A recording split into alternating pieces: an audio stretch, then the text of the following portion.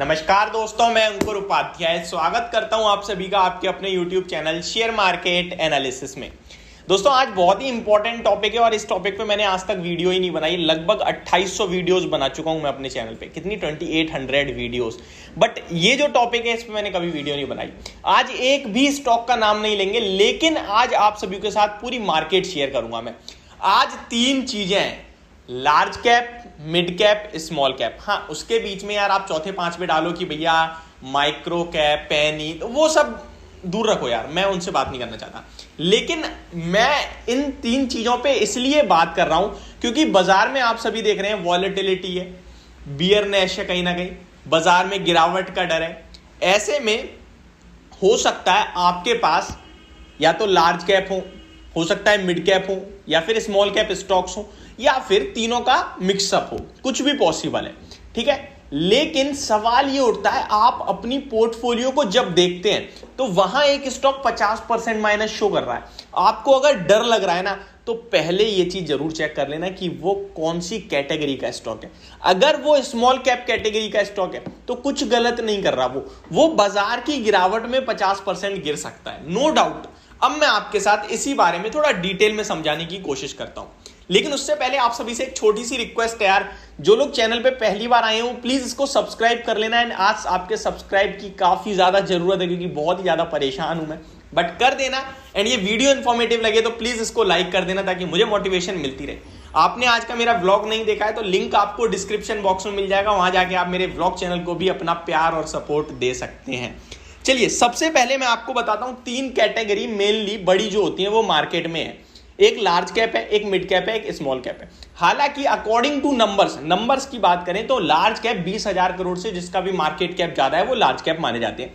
But आप large cap उनको मानो जो निफ्टी के हिस्से हैं या ब्लू चिप है, ठीक है, उनको आप लार्ज कैप समझो। मैं आपको बता रहा हूं मोटा मोटा, क्योंकि नंबर्स जो डिवाइडेड है ना वो मत देखो आप कि 20,000 करोड़ से ऊपर है तो वो लार्ज कैप हो गई, नहीं। आप ये समझ लो जो निफ्टी 50 का हिस्सा है वो लार्ज कैप है, वो मेरे लिए ब्लू चिप है। जो मोर देन 60,000 करोड़ से बड़ी कंपनी है वो आप लार्ज कैप समझो, उससे छोटी को आप मत समझो लार्ज कैप, ठीक है। Mid cap according to market जो माना जाता है वो 15,000 करोड़ से बड़ी मार्केट कैप, 15 से बड़े को हम लोग मिड कैप मान लेते हैं। तो आप क्या करो कि मिड कैप कंपनी में मानो 50,000 तक जो भी है, ठीक है। स्मॉल कैप उससे छोटे वाले।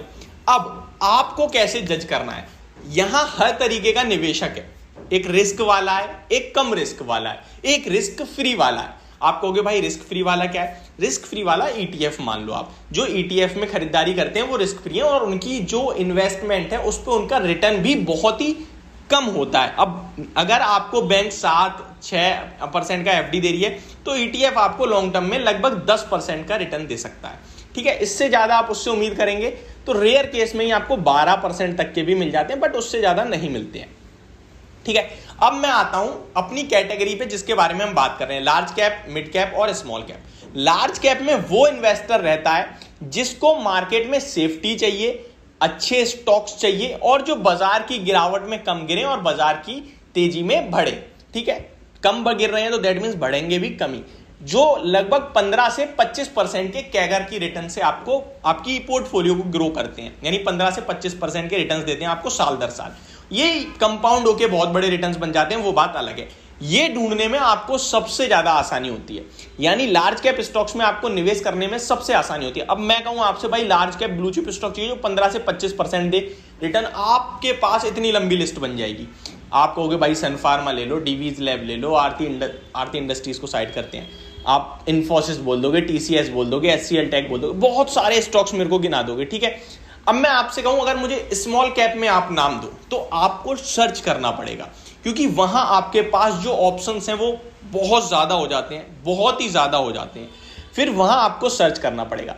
अब मेरा मेन मोटिव ये है कि अगर आपके पास स्मॉल कैप स्टॉक्स हैं तो आप उनको एक ही तरीके से जज करो कि ये गिर सकते हैं 50% तक, 75% तक, 80% तक, लेकिन जब बाजार में तेजी आएगी तो 3 गुना होंगे, 4 गुना होंगे और 5 गुना भी होंगे, ये एक फैक्ट है।